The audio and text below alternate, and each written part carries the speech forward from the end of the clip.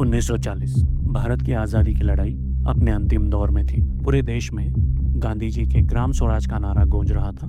सब कह रहे थे कि भारत की आत्मा गांव में बसती है। Welcome to episode 18 of understanding Baba Saheb. लेकिन उसी वक्त बाबा साहब ने इस खूबसूरत डिल्यूजन को बीच में से चीर दिया। बाबा साहब ने कहा, गांव कोई स्वर्ग नहीं बल्कि छुआछूत का कुआं है, भेदभाव का अड्डा है। उन्हें पता था कि गांव में एक दलित या गरीब मजदूर कभी बराबरी से सांस नहीं ले पाएगा।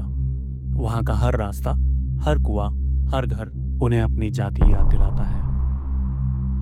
बाबा साहब ने कांग्रेस की एलिटिस्ट राजनीति पर भी करारा प्रहार किया। उन्होंने कहा, तुम अंग्रेजों से आज़ादी तो मांग रहे हो, लेकिन क्या तुम अपने ही भाइयों को बराबरी का हक दोगे, या बस अंग्रेज मालिक की जगह एक नया इंडियन मालिक बैठ जाएगा?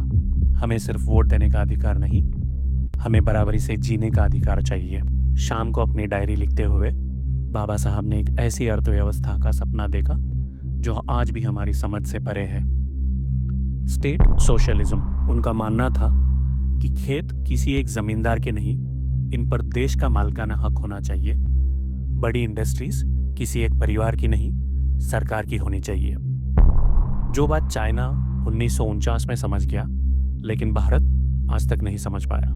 आज 2025 में जब हम स्मार्ट सिटीज की बात करते हैं तो हम वही कर रहे हैं जो बाबा साहब ने 80 साल पहले लिखा था। सी यू इन नेक्स्ट एपिसोड।